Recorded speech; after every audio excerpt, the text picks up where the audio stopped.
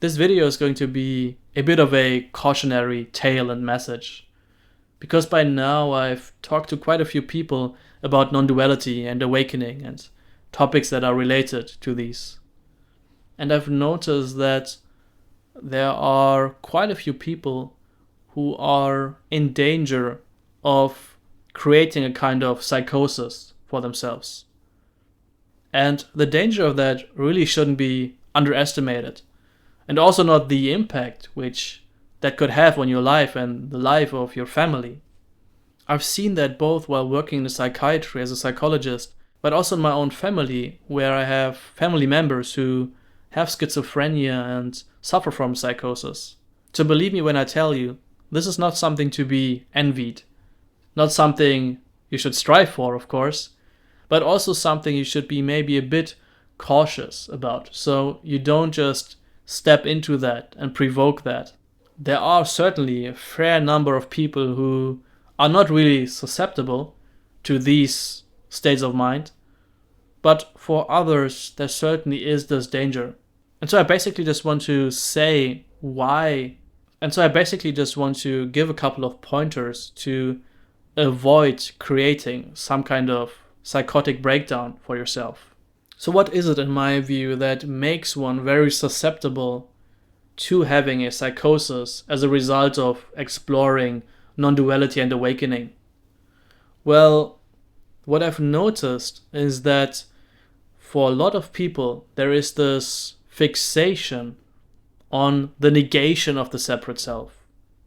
They really approach this with the very explicit goal of denying our experience of conventional reality. There's an excessive focus on the transcendent aspect of experience, which can, for example, mean that we deny the experience of a separate person. We deny our experience of conventional life.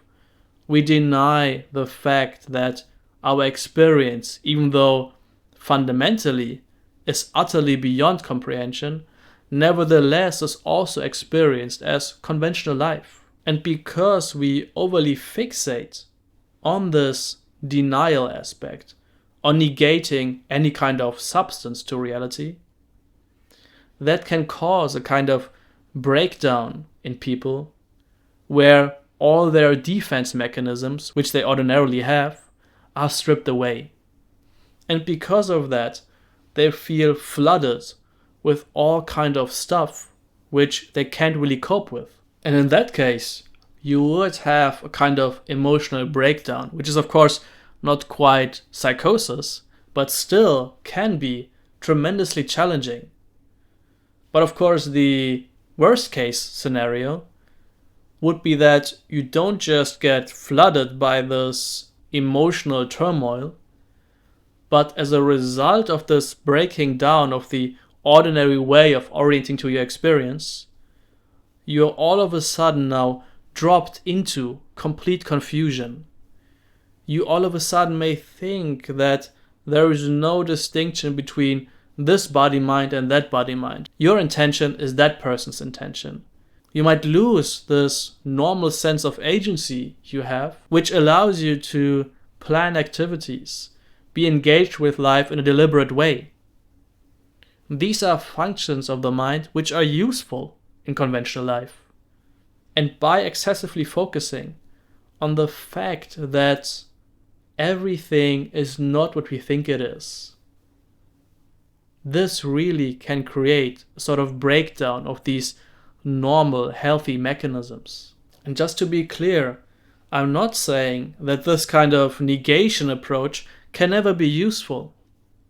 Of course, I even do this myself a lot. It can be very useful to point to the fact that there is no center to awareness. This is, of course, a kind of negation of what we believe to be there. But I would never just leave it as that. It's very important to also emphasize what actually is there. There is not just nothingness and void. There is clearly this 100% present awakeness. And this awakeness has a kind of ground quality to it. It's always here. Of course, we see it's a groundless ground. We can't quite grab hold of it as if it's some kind of object, but nevertheless, there's total wholeness, comfort, security in the being of that. So by emphasizing these more positive qualities of reality, we avoid falling into complete confusion and chaos. And this is really the key. All of these instructions and pointers are just skillful means to allow reality to recognize itself, and then to subsequently embody this recognition in an integrated, healthy, and wise way. So both an approach of negation and an approach of affirming what's actually there are not accurate descriptions of the way reality is. Both of these are just skillful means to allow for the recognition. And furthermore, if we use both negation and affirmation in a skillful way, it can allow for specific fixations to drop away, which again allows for more wholeness and peace. So the big mistake we can make is to overly fixate on one particular expression and approach, think that this is ultimate reality, and then become utterly lost in that. Of course, if you are using a more affirming approach where you really describe the nature of reality in concrete terms, speaking of it as awareness, for example, there is the danger of fixating on that, turning that into some kind of object, and thereby being slightly confused about what reality actually is. But I find that the danger of that is so much smaller than excessively focusing on negating everything, of saying that everything is empty, that reality is just utterly transcendental. Again, it's useful and beautiful in some cases, but if we fixate on that, grasp onto that, as if that's the only valid way of describing reality, then we might be causing a kind of breakdown internally. And again, it might show up in different ways. Maybe it's just being flooded by negative emotions. Maybe it's a complete psychotic breakdown. But in any case, what I want to encourage you is to approach your experience with wisdom. Don't fixate on any kind of dogma, but just be honest and authentic with your immediate experience. Notice what creates peace, interconnected wholeness, what dissolves fixations and contractions, and what doesn't. And then when you have this recognition of both the absolute presence, safety, and wholeness of experience, but also the aspect of its indefinability, space-like quality, then there is a kind of transcendental peace there. There is something there that's utterly beyond words, which recognizes itself simply by being itself. And when that's recognized, all the normal functioning is still in place.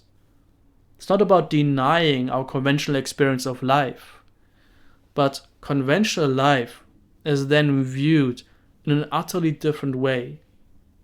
The content of experience doesn't change, but how it appears, so to say, is entirely different.